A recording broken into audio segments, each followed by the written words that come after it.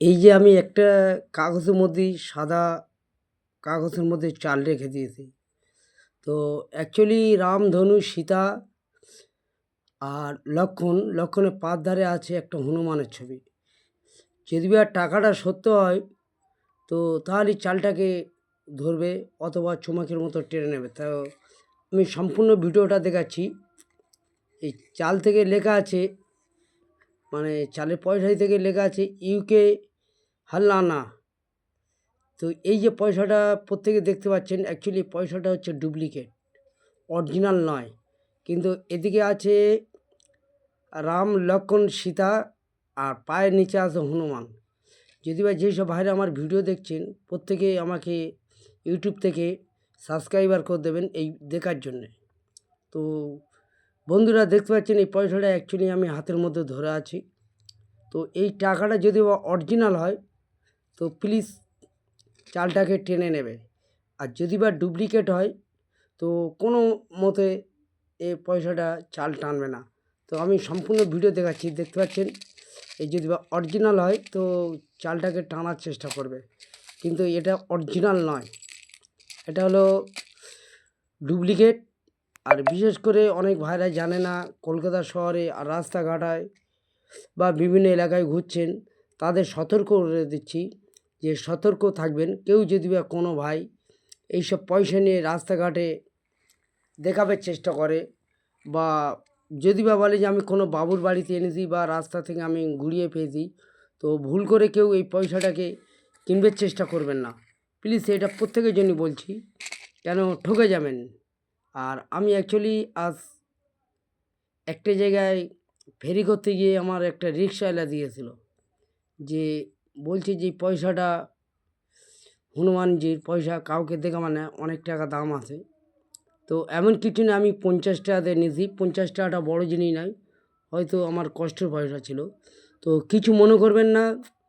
বিশেষ করে প্রত্যেককে দাদাভাইদের আমি সতর্ক করে দিচ্ছি, কেউ ভুল করে এই পয়সাটা হাতে নেবেন না। কেন, যদি বা সেরকম বোঝো, প্রশাসন পুলিশ আছে বা আশপাশে কোনো লোকজন যদি থাকে, সঙ্গে সঙ্গে তার ভিডিওটা করতে থাকবেন অথবা অ্যারেস্টও করে দেবেন। তো বিশেষ করে এই যে পয়সাটা আমার হাতে চলে এসে, আমি মাত্র 50 টাকা দিয়ে কলকাতা থেকে কিনেছি। আর এই পয়সাটা কাহিনি হচ্ছে, এটা হচ্ছে ডুপ্লিকেট টাকা। রাম, ধনু, সীতা, লক্ষণ আর পায়ের নিচে দেখতে পাচ্ছেন হনুমান। আর এই পয়সাটা হলো ইউকে, ইতি লেখা ইউকে হালি আন্না, মানে এই পয়সাটার নাম লেখা আছে 1818 সালের পয়সা। তো দেখতে পাচ্ছেন বন্ধু, আমি 1818 সালের পয়সা দেখাচ্ছি। আর যেসব ভাইরা আমার এই ভিডিও দেখছেন প্রত্যেকে ইউটিউব থেকে সাবস্ক্রাইবার করে দেবেন, যাতে আগামী দিন আরও আমি নিত্য নতুন জিনিস দেখাতে পারি ভিডিও করে। আর সম্পূর্ণ ভিডিওটা আমি দেখাচ্ছি। এই পয়সাটা হচ্ছে ডুপ্লিকেট, এ কোনো চাল ধরবে না। কেন, এটা অরিজিনাল হলে চমকের মতো চাল ধরে নেবে। দেখতে পাচ্ছেন গাইজ, প্রত্যেকে কীভাবে আমি দেখাচ্ছি যে এই চালটাকে নিয়ে আমি লক্ষণ, সীতা, রাম সবারই উপরে দিচ্ছি, কিন্তু কোনো মতে চালটাকে ধরছেন। এটা হলো ডুপ্লিকেট টাকা। আর কেউ এই চক্করে পড়বেন না, বিশেষ করে যেসব ভাইরা কলকাতা শহরে বিভিন্ন এলাকায় ঘুরছেন, কেউ যদি এই পয়সাটা দেখায় বিশেষ করে এই চক্করে পড়বেন না। কেন, আমি ঠকেছি বলে আমি চাই না যে কেউ ঠকে যাক আমার মতো।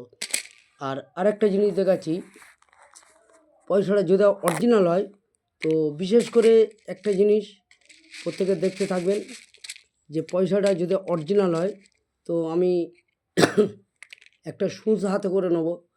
তো নিয়ে আমি দেখাচ্ছি, যদি অরিজিনাল হয় তো সুচটা পয়সা চারদিকে ধরবে, চমকের মতো টেনে নেবে। অ্যাকচুয়ালি এটা ডুপ্লিকেট পয়সা। অরিজিনাল হলে এই পয়সাটা চমকের মতো ধরে নিত, তবে এটা ডুপ্লিকেট পয়সা আছে। আর বিশেষ করে যেসব দাদা ভাইরা এই ভিডিওটা দেখছেন প্রত্যেকে আমার সাথে জয়েন্টে থাকবেন আরও নিত্য নতুন ভিডিও দেখাবার জন্যে। আর আগামী দিন প্রত্যেকে সতর্ক হয়ে থাকবেন এই পয়সাটার জন্যে।